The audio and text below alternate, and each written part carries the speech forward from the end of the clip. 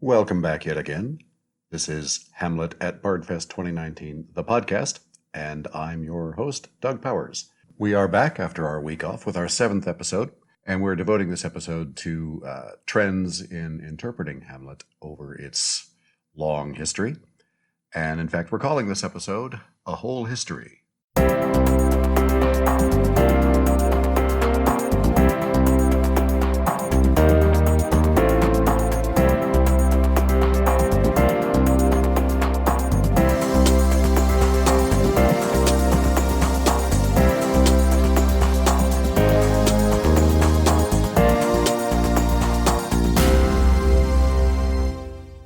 So let's start off with reviewing the information about Bardfest, which is coming up in just a few months, actually. We run October 17th through the 27th of this year. There are 4 productions in the festival. Along with Hamlet, there's also Henry IV, Part 1, and Two Gents, which is an adaptation of Two Gentlemen of Verona, and a youth production of The Tempest. And we're going to be on the 2 stages of the Indy Fringe Theater on St. Clair Street, just off Massachusetts Avenue, and also at the District Theater, which was the building that was formerly Theater on the Square, down a couple blocks from there on Mass Avenue. You can go to indybardfest.com to find out all the information. Tickets will probably be available by the end of August, but you can find out all kinds of information before that time. And you'll be able to link to the tickets from there once they are actually available. In terms of the week's news in our production, we are moving out of what I've described as the calm before the storm. We are gearing up. We had our first production team meeting yesterday, and in a little under a week, we have our first read-through. So we are gearing up and getting ready to actually get started working on this with live humans instead of all the theoretical thinking I've been doing about it since about December or so. So it's very exciting, and we'll be keeping you updated with how that goes as we progress. In other local Shakespeare news, the Garfield Shakespeare Company production of As You Like It is also gearing up. They go up August 16th at Garfield Park. They're getting ready to get started. Again, we have a number of cast members in our show shared with that cast, so that'll be exciting. Get down there and check that out when it opens. Macbeth is still running at Noblesville for one more weekend, and that has some people shared with Bardfest in it as well as including Glenn Dobbs, who is the producer of Bardfest. It's his brainchild, so check that out if you can. And of course, in our year of the Hamlets, the first, chronologically speaking, Hamlet is up and running. Also continues and closes this weekend. That's the Indy Shakes production of Hamlet, which is going on at Riverside Park. We checked that out this past weekend, and I'll say more about that in a minute. But you should definitely get down there this coming weekend if you're at all free, and see their production as well, and then get ready to check out ours in October. And again, if there are any other Shakespeare productions that you know about that I don't know about, let us know. Drop me a line. Wherever you can find us, just let us know that you've got a Shakespeare production coming up, and I will get you and your production into these announcements. So that should bring us to our odd word of the week. Each week, I try to highlight a word that appears in the text of Hamlet, because there are a lot of words in the text of Hamlet, and early modern English had some significant differences from what we speak today. So I try to give people a bit of a heads up on some of the words they might encounter. They might even have heard and know are part of Hamlet, but might not have ever quite known what they mean. So this week's word is contumely, which simply means insults. So when Hamlet in the To Be or Not to Be soliloquy speaks of the presser's wrong, the proud man's contumely, he means insults. There's a lot of our words of the week have been coming from that soliloquy. There's a reason for that. It's a soliloquy full of very heightened language for a reason. Hamlet doesn't speak like most of the other characters, and in that speech, he speaks differently from even most of what he himself says, which is probably a clue to how the speech should be approached. But again, that's a story for another time. So as I mentioned, we did get the chance this past weekend to go see the Indianapolis Shakespeare Company, Indy Shakes, production of Hamlet. It was fascinating. It just proves yet again that this play is available to innumerable interpretive choices.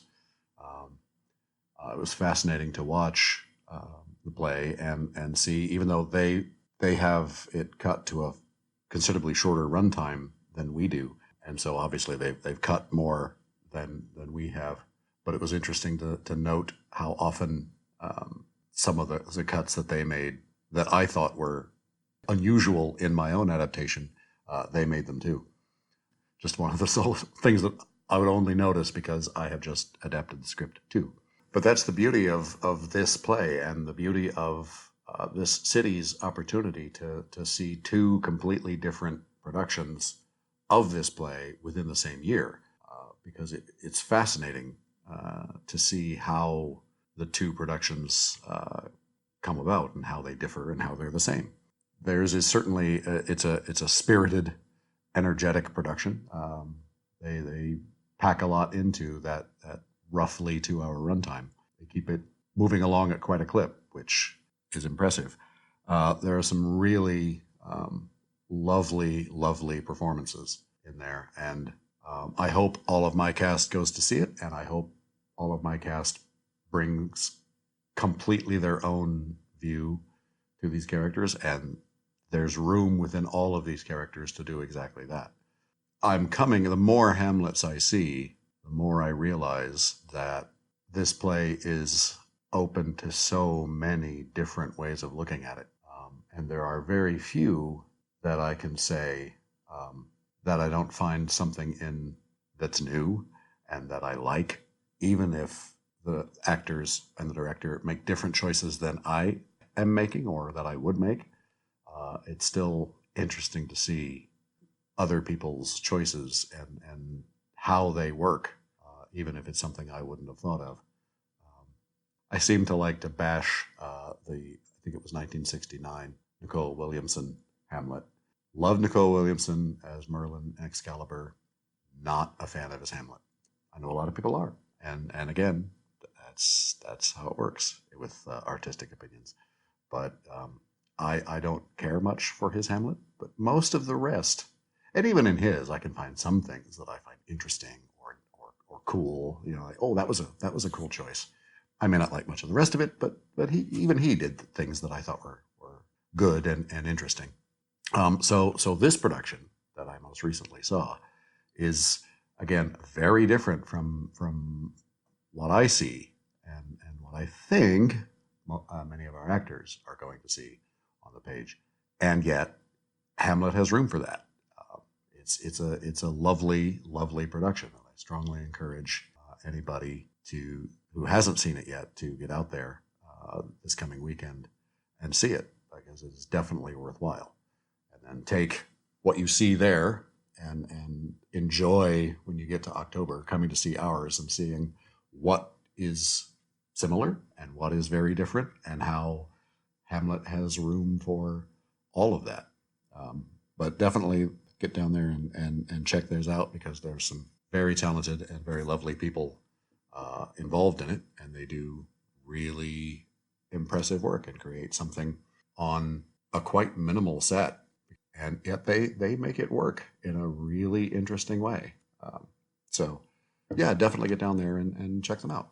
It's timely that this Indy Shakes production of Hamlet should open around the time that I wanted to talk about trends in interpreting Hamlet throughout the years, because their production provides a pretty good illustration of how these trends play out in our current times.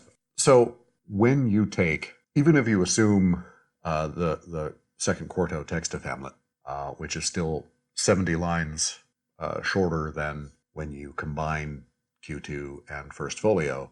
But if you take the longest single version, which is Q2, there's a lot in there.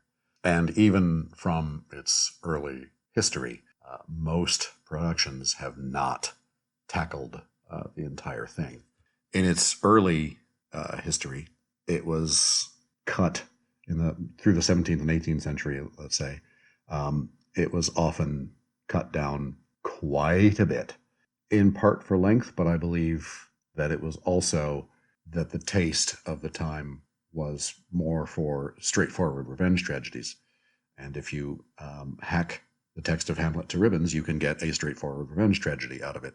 There's a quote of David Garrick that speaks to this, and I think is, by our modern terms, slightly hilarious. He said, "I had sworn I would not leave the stage till I had rescued that noble play from all the rubbish of the fifth act. I have brought it forth without the gravedigger's trick, Osric, and the fencing match." Well, good for you, David, but what does that leave? I wonder how he ended the play. The point is that when you do that, what you have is not a Hamlet who wrestles with and comes to terms with death, and a bit of, in my opinion, by that point, much needed comic relief, followed by the final playing out of Hamlet's own tragedy, which is his own death in the fencing match. So you lose quite a bit of what's there on the page when you do that. But that was very much the fashion through much of the play's early history, is to cut it down and make it basically a straightforward revenge tragedy. And of course, they also spent a lot of time cutting out a lot of the sexual references, which would reduce your runtime considerably, because there are an awful lot of those. Some are more veiled than others, but if you take all of them, it makes for quite a few.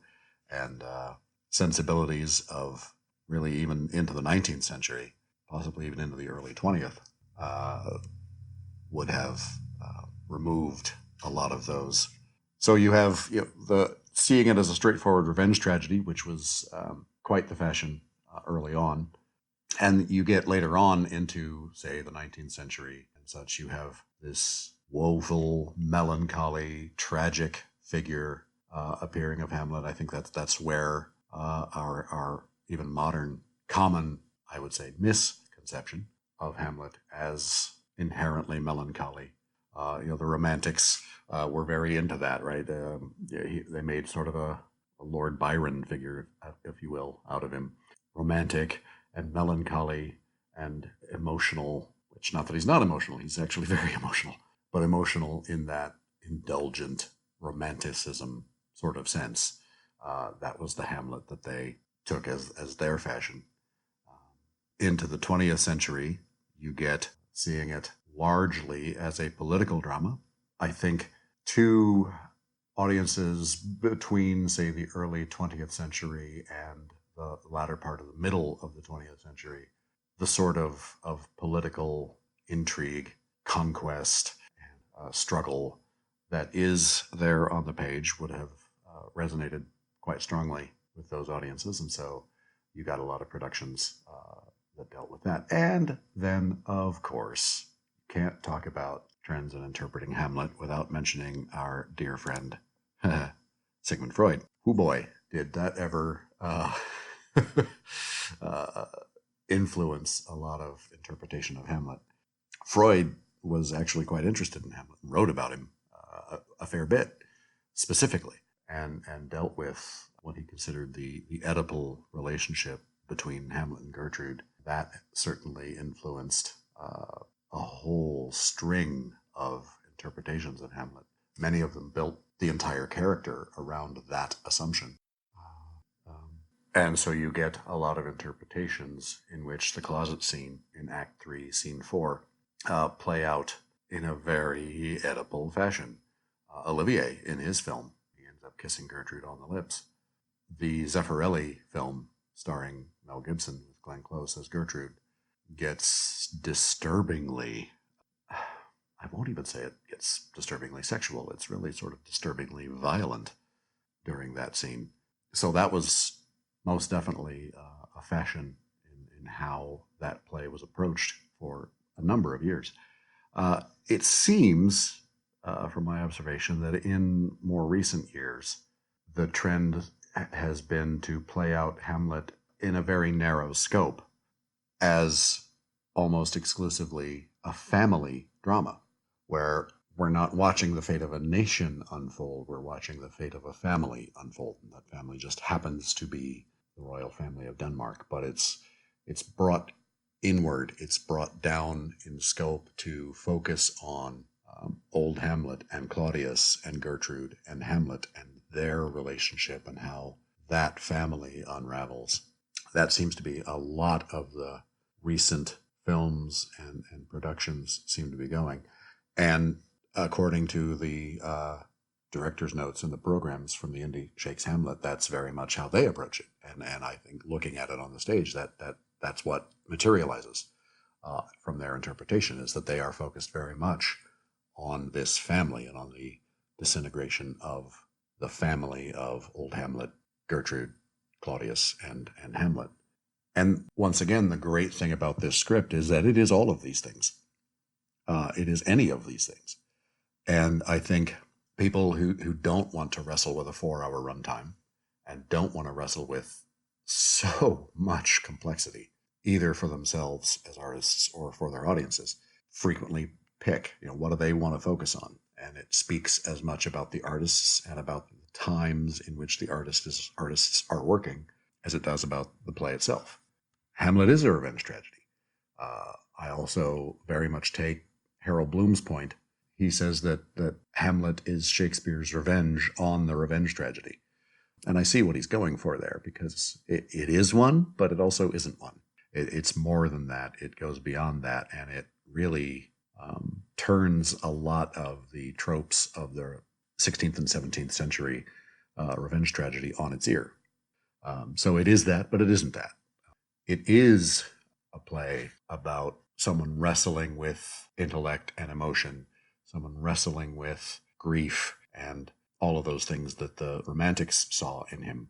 He is those things. He is more than those things, but he is those things. And if you choose to focus on those aspects of him, you can get a Hamlet that this play has still survived, and people have still gone to see it, and people have still lauded the actors who play this role throughout all these histories and all these trends. So it's all there, and you can select those elements that you want to focus on. You have to. At any time anyone interprets a play, whether it be a modern play or a early modern play, you've got to pick the aspects you're going to focus on, and there are just so many in this particular play that there are so many different things you could find in this character and in this text and in this plot. So yes, what the Romantics found in Hamlet is there in Hamlet. There's more than that in the character, and in I say him. Certainly, the character does not have to be him, but there's all that is there. There is I don't personally, as I've discussed before, go in much for the Oedipal interpretation of the Hamlet-Gertrude relationship. I don't like to focus there, but there is certainly a bizarre fixation in Hamlet on specifically his mother's sexuality. Freud and apparently Zeffirelli and so many others would suggest that the reason for that is Oedipal in nature. I think there are other potential reasons why that might be, but it's he spends a lot of time thinking about and talking about his mother's sexuality, more than I think most of us might. So that's there too, if you choose to focus on it. There is a family drama that plays out in the course of this play. Absolutely. We watch the disintegration of a family. So yes, that's there too. And there's more than that there. There is the political drama there. And there's more than that there. So any one of these trends is certainly defensible within the text. You can say, yes, I'm going to focus on these elements and make this story out of it. Absolutely. The challenge is to try to focus on more than one or two of these things. It's difficult to do. It's very difficult to do if you want to get to a 2-hour runtime, which is one of the big reasons why I don't want to get to a 2-hour runtime, because I think there's just too much there that remains unexplored when you do that. And the risk, of course, by trying to explore all of this complexity that is in both the character and the story is the risk of becoming diffuse and not having any focus. Yes, that is the challenge. Absolutely. And I can certainly understand why a lot of productions avoid that risk. Or they may not characterize it as avoiding the risk, they may characterize it as simply narrowing its focus and making it clearer, which in their own way they're doing. At the same time, though, they are muddying the waters in a different way, because Hamlet is not just a revenge tragedy. Hamlet is not just a family drama. It is those things, and on the page, it's more than that. So if you make the choice to focus on just one or two of those elements, that's great, and you've left some things on the page, which certainly a viable choice to make. That's the beauty of this script and why it can still be performed 420 odd years after it was written, is that it's all there. All of these things are there and so much more. In 30, 40 years, people will be doing Hamlet, and they might be doing it in a way that we can't even imagine. They'll be focusing on completely other elements in it that maybe we don't even see, because their context and their time and their tastes will determine how they see the text and the character. And that's how you get a play that is this enduring. I just saw, it was on Instagram, on the Hamlet hashtag, which I follow, complaining that timeless is the wrong word to apply to Shakespeare because they're not timeless. As this poster pointed out, they're full of very topical jokes, very topical references, very contemporary. He wrote them for the audiences he knew he would have and for the time in which they were written. What is enduring about them is the plots and the depth of the characters, and the stories themselves are timeless, yes, but the plays themselves are not. Now, they are available to be brought into other times, but they were not written to be timeless, and that's an important distinction to note. Some of the more crass jokes, they will play in any time as long as you can still understand the words that are being used, and the differences in pronunciation don't lose your pun. For example, the entire exchange between Hamlet and Rosencrantz and Guildenstern about the players is full of extremely timely references to the English theater at the time, which is one of the reasons I've cut that exchange, because it's not timely anymore. It's not that it's not worthwhile, it's just all the things they're referencing no longer apply. Nonetheless, the plays, Hamlet in particular, because that's the one I've been thinking about the most over the last several months, but really, arguably most to all of them, have enough in them that is enduring. It can be produced for hundreds and hundreds and hundreds of years, and they can be interpreted in myriad ways, and it all works. So, to recap, Bardfest runs October 17th through the 27th at the Indie Fringe Theater on St. Clair Street and at the District Theater on Massachusetts Avenue in Indianapolis. We've got Hamlet, we've got Two Gents, we've got The Tempest, and we've got Henry IV Part 1. It's quite a lineup. A little bit of everything in this year's Bardfest, and it's the 5th year, so that's appropriate.